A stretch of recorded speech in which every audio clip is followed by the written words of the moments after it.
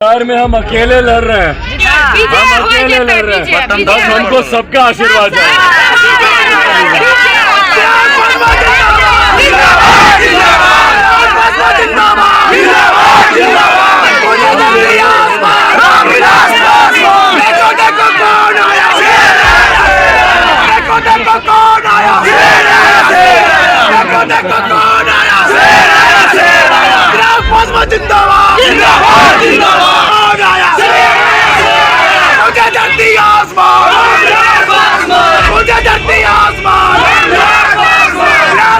जिंदाबाद।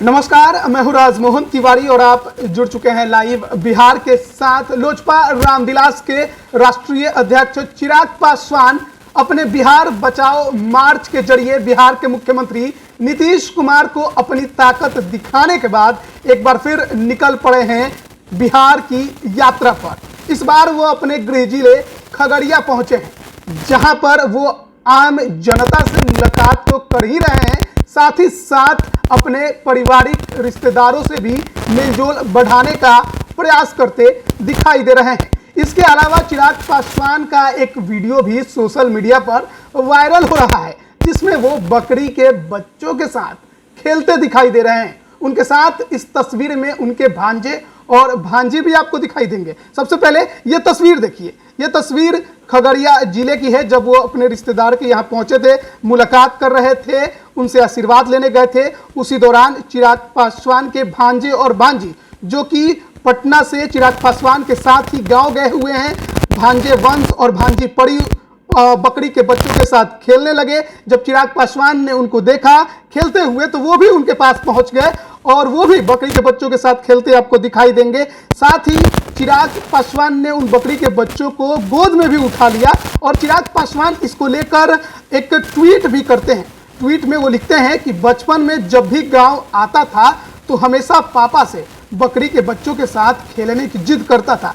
पापा ने मेरे लिए घर पर बकरी भी पाली थी। आज अपने भांजे और भांजी को बकरी के बच्चों के साथ खेलते हुए देखकर वही पुरानी यादें ताज़ा हो गई हैं। तो ये चिराग पासवान का ट्वीट है, जो उन्होंने बकरी के बच्चों के साथ खेलते हुए अपने भांजे और भांजी के साथ तस्वीर साझा की है, वीडियो भी उसका साझा किया है। और इसके अलावा आपको बता दें कि चिराग पासवान जब से उनकी पार्टी में टूट हुई है, पशुपति कुमार पारस उनके चाचा ने जब से उनसे बगावत की है, लगातार चिराग पासवान आशीर्वाद यात्रा पर रहे हैं।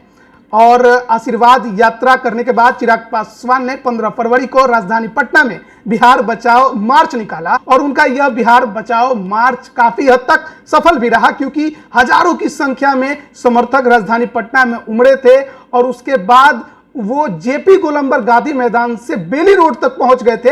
हालांकि राजभवन तक उनको पहुंचना था, लेकिन पुलिस अक्सर इस तरीके के मार्च को डाक बंगला चौराहे तक रोक लेती है। लेकिन चिराग के समर्थकों में इतना जोश था कि उन्होंने डाक बंगला और इनकम टैक्स गोलंबर को भी पार कर लिया और बेली रोड के हड़ताली मोड़ तक पहुंच गए थे। बाद में चिराग पासवान राजभवन भी पहुंचे थे और राज्यपाल के जो अधिकारी थे उनको अपना ज्ञापन उन्होंने दिया। राज्यपाल से उनकी मुलाकात नहीं हुई। उसके बाद उन्होंने पुलिसिया कार्रवाई पर भी सवाल उठाए थे। लेकिन अब खगड़िया में चिराग पासवान पहुंचे हैं, जहां पर आम जनता से मुलाकात कर रहे हैं। साथ ही साथ आम जनता को नीतीश कुमार की नीतियां और उनकी खामियों को गिनाते दिखाई दे रहे हैं और उन्हें आम जनता का समर्थन भी मिलता दिखाई दे रहा है। तमाम महिलाओं के साथ ये चिराग पासवान की तस्वीर आप देख सकते हैं, जिसमें चिराग पासवान को जो वहां की महिलाएं हैं उनके सर पर हाथ रखकर उन्हें आशीर्वाद दे रही हैं। और साथ ही साथ नीतीश कुमार मुर्दाबाद के नारे भी वहां पर लगते सुनाई दे रहे हैं।